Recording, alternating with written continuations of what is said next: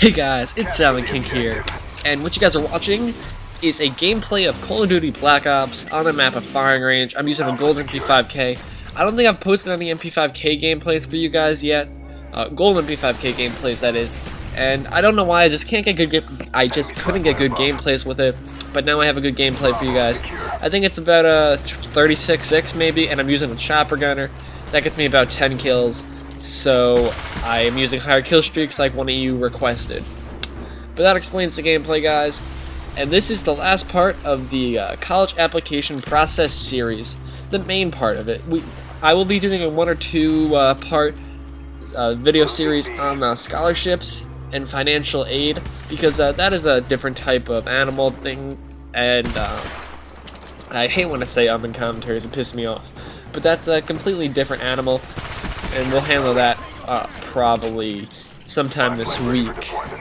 But the last part of this is the applying part, and I know it sounds so obvious and generic, and like, why do I need help applying to a school?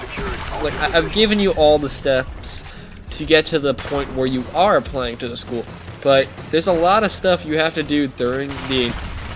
God, I can't talk, I'm sick again. I'm sorry, I keep getting sick this fall already. But there are a ton of parts you still have to do before you get your acceptance letter, or your, in some cases, your, obviously, denial letter. Denial letter? Denied? I don't know. But in some cases, you're not going to get accepted, obviously, because you sometimes just don't meet the requirements of a certain school. But so, my PVR skipped again. Damn it, my PVR keeps skipping. It's pissing me off. But it's just chopper gunner footage. You didn't miss much. At least they got you the whole entire kill streak. I'll tell you that much. But these are the steps you have to take right after you've completed your essays and everything. So you've completed your essays for both the Common App and any individual colleges that you're going to apply to that are not on the Common App. What you're going to want to do now is you're going to want to get teachers' letters of recommendation. I don't think I mentioned this before, but this is a very crucial part. Some universities don't take letters of recommendation, and some of them don't, don't require it. There are some universities, and in fact most universities, will require 1 or 2 letters of recommendation. One from a guidance counselor, and one from a teacher. Your guidance counselor one should be relatively easy to get. Just know who your guidance counselor is, and go ask for a letter of recommendation from her, or him if it's a guy. If you don't know who your guidance counselor is, I suggest you go find your guidance counselor and go ask them for a letter of recommendation. Besides that, with the letters of recommendation, you don't really need to do any more than 1 teacher, like I said, and 1 guidance counselor. In rare cases, some universities will require 2 letters of recommendation from a teacher. You're only ever going to need 1 letter from guidance, because in 99% of cases, you only have 1 guidance counselor.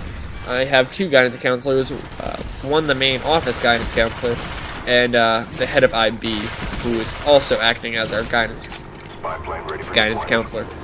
But if you are like me and have to choose which one you have the better relationship with and who knows you better, for me it would be the head of IB, knows me much better.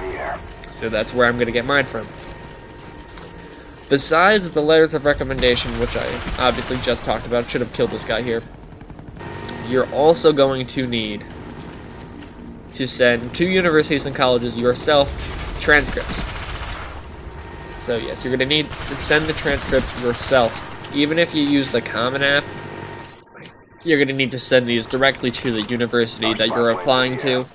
Again, the Common App, the only thing the Common App is going to do for you is send one application to all the schools you apply to. You're still going to need to send your letters to each individual school.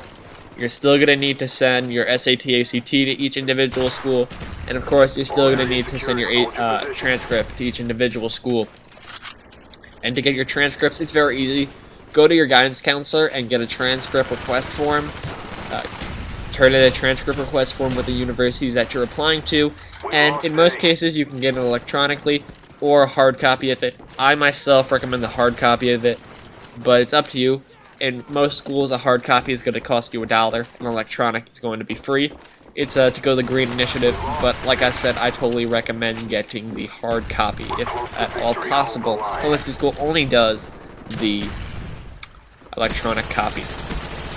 As I said, you're also going to need to send your ACT/SAT scores.